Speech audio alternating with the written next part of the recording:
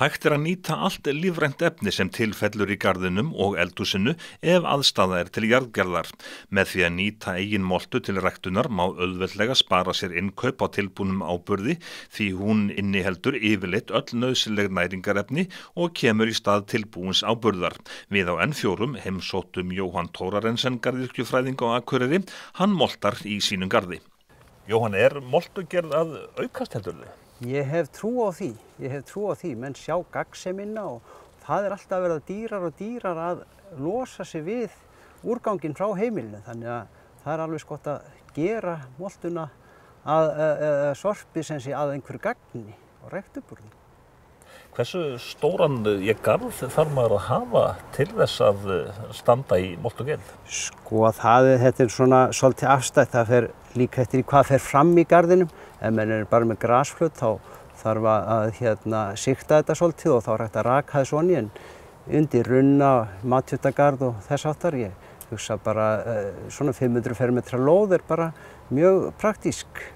Grunnstefið í moltugerð, hvernig byrja maður? Það oft gott að byrja að vori að söfnunina og fara að safna matarúrgangi og blanda í, hafa til haga lauf og annað þegar maður hreinsar garðinn að vori, hreinsar lauf og gamla sínu og þess áttar.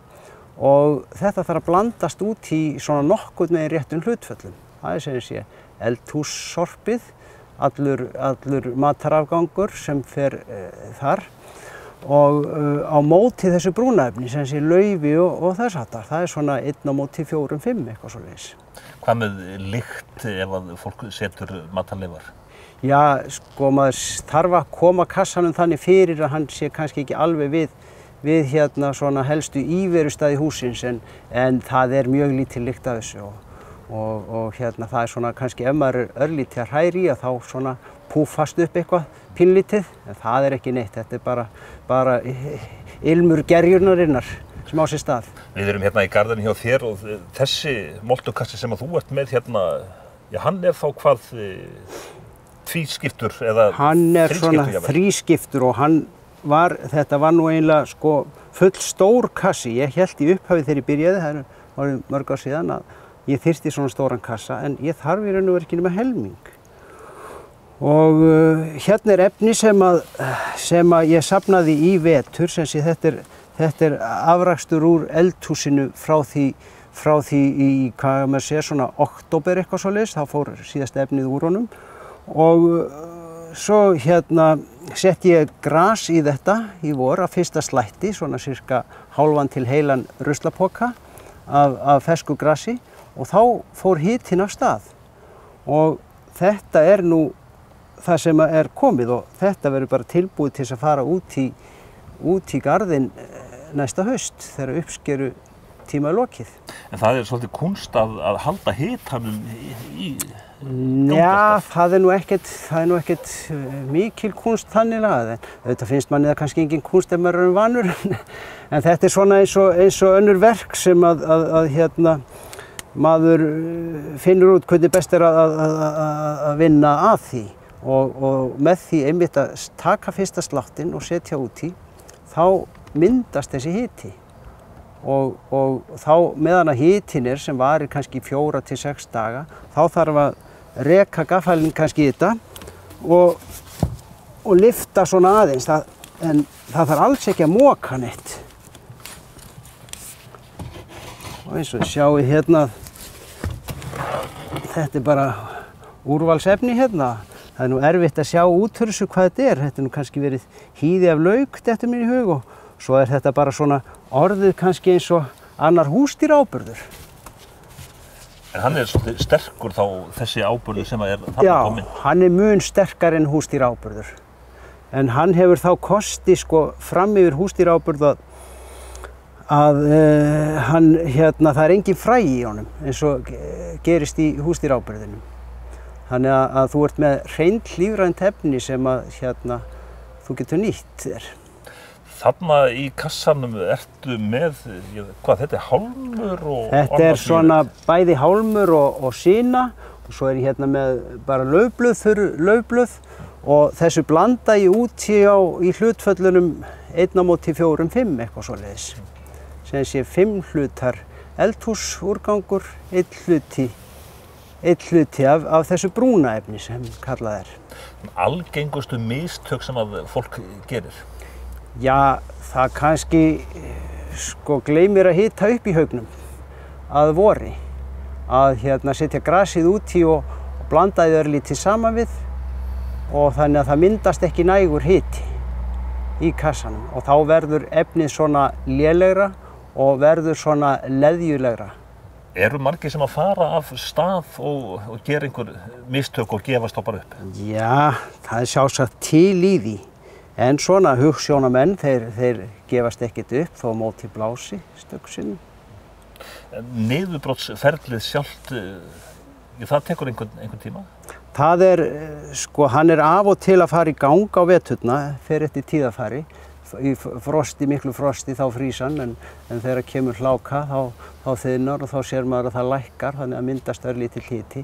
En aðal hitaferlið á sér stað í svona 4 til 6 daga þegar maður er búinn að vori, þegar maður er búinn að hita hann upp.